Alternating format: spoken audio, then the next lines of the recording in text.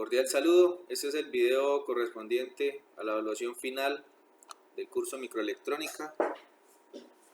Somos el grupo 24 conformado por Mateo, Ernesto y Gerson. Bueno, como resumen de esta fase 6, podemos decir que la fabricación de un circuito integrado consiste en una serie de pasos en un orden específico. El material base de los circuitos es una oblea o disco de semiconductor. La tecnología más desarrollada es la base en silicio. Podemos decir que la lógica programable es una familia de componentes que contienen conjuntos de elementos lógicos como AND, OR, NOT, flip-flop. Estos pueden configurarse para cumplir cualquier función lógica que deseemos. Bueno, la guía nos pide tener una tabla de contenido. Aquí tenemos como primer punto desarrollo del circuito integrado del caso estudio, una retroalimentación y unos aportes hechos por los estudiantes, la simulación con el software DSCH y la layout con el MicroWin, unas conclusiones y unas referencias bibliográficas. El caso estudio prácticamente o básicamente nos dice que los estudiantes debemos diseñar los circuitos para un grupo de robots Lego. En las diferentes fases hemos venido mirando distintos robots. En esta fase 6 nos toca mirar una grúa. Nos dice que los estudiantes realizaremos el layout del circuito integrado reemplazando el microcontrolador que está descompuesto. Para ello se deben ajustar los parámetros de dirección y uso del brazo robótico que tiene la grúa. Entonces pasemos a mirar en sí qué nos están pidiendo. Nos piden diseñar el circuito integrado, simularlo en DSCH y generar el layout en MicroWin. Se solicita diseñar un circuito integrado que simule el comportamiento de una grúa. Para ello se debe tener en cuenta la siguiente tabla. En esta tabla podemos ver que tenemos unas entradas y unas salidas, ya las veremos más adelante.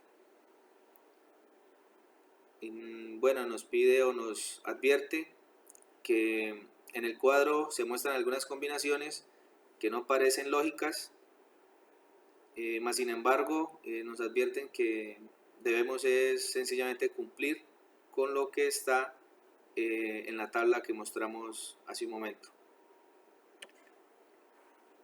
Entonces aquí generamos la tabla de verdad para este ejercicio. Tenemos 4 entradas que serían o serán los grados de giro, están en esta columna, y las salidas son los sentidos de giro derecha, sentido de giro izquierda, brazo robótico y avance de la grúa. Y se generó como una salida de stop o digamos de no movimiento de la grúa como tal.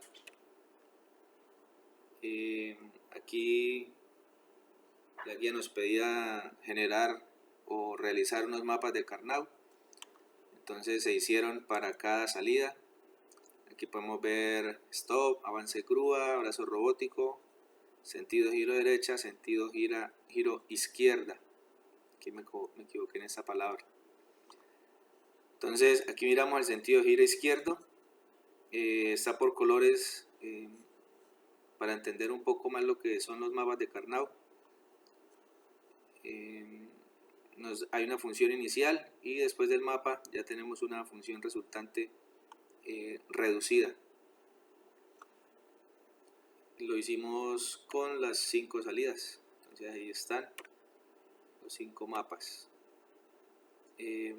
Bueno, una retroalimentación dentro del grupo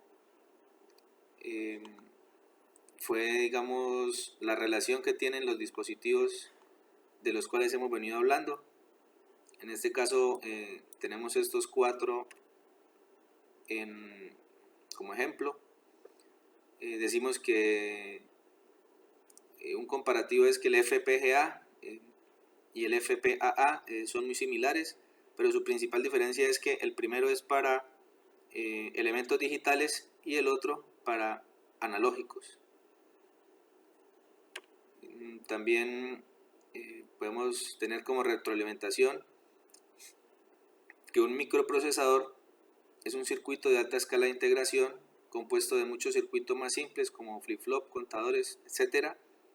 Todo esto en una misma pastilla de silicio, de modo que el microprocesador puede ser considerado un dispositivo lógico de propósito general o universal.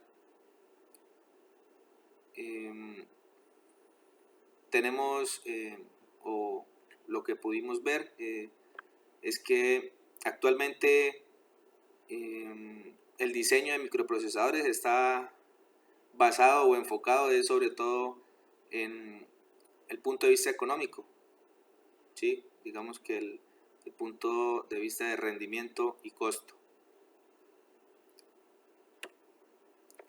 Entonces, para la simulación tenemos aquí el DSSH, en donde ya se construyó pues el circuito con las compuertas lógicas. Entonces vamos a darle de simular y pues miraremos la tabla de verdad que mostramos hace un rato. Entonces vemos que para las 4 entradas están en estado bajo o cero. Tenemos una salida en alto solo en stop, como lo podemos ver acá. Para 5 grados la última entrada está en 1. Entonces ponemos la última entrada en 1 y vemos que la salida de sentido de giro izquierdo se nos pone en estado alto, como lo tenemos en la tabla. Digamos, para 10 grados la tercera entrada está en 1 y vemos que las salidas brazo robótico y sentido de giro derecho se energizan o pasan a estado alto, como lo tenemos en la tabla. 15 grados, tercera y cuarta entrada en 1, y en la salida tendremos accionamiento de la grúa y sentido de giro derecho. Sentido de giro derecho, accionamiento de la grúa. Probemos con otra distinta, digamos 30 grados, que es segunda y tercera entrada en 1. Segunda y tercera entrada en 1. Y vemos que el brazo robótico y sentido de giro izquierdo. Sentido de giro izquierdo, brazo robótico. Probemos la última. Probémoslo con 40. Es la primera entrada en 1. Entonces la entrada A en estado alto. Y tenemos como salida brazo robótico, accionamiento de la grúa y sentido de giro derecho. 40 grados, sentido de giro derecho, brazo robótico y accionamiento o avance de la grúa. Como vemos, pues en la simulación funciona o damos solución a esta tabla de verdad según lo solicitado. Entonces, para ya generar el layout desde este software debemos crear o hacer el archivo Verilog. Sencillamente aquí en archivo buscamos hacer archivo Verilog y le damos OK.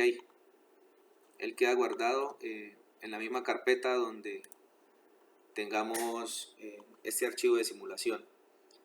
Entonces abrimos MicroWin y aquí en compilar le damos en compilar archivo Verilog. En esta carpeta ya fue donde la guardó por defecto. Lo abrimos, le damos compilar. Como vemos, siempre es un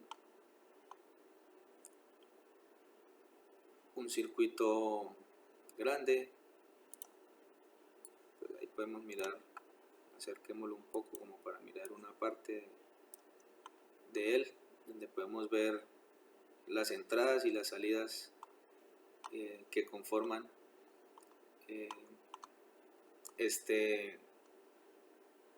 esta pastilla o este circuito.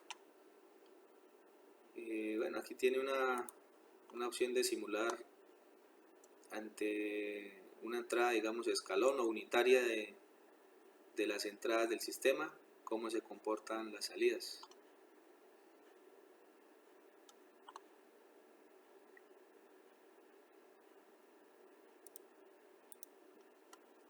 Entonces cerremos y aquí tenemos la opción de mirar cómo sería la construcción como tal de este chip.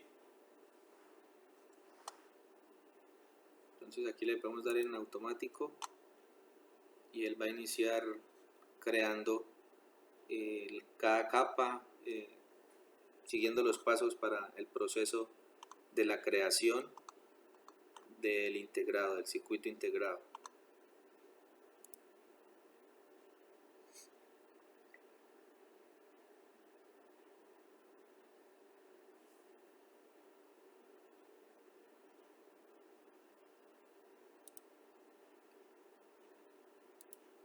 Podemos ir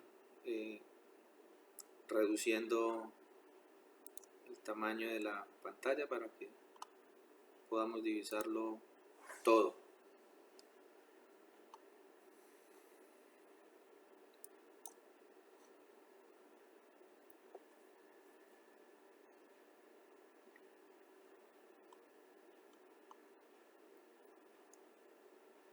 En esta ventanita podemos ir viendo cada paso. Bueno, aquí él vuelve a iniciar. Entonces vamos a ponerlo en el último paso, que es fin del proceso, y allí podemos ver como tal cómo quedaría en físico este circuito integrado.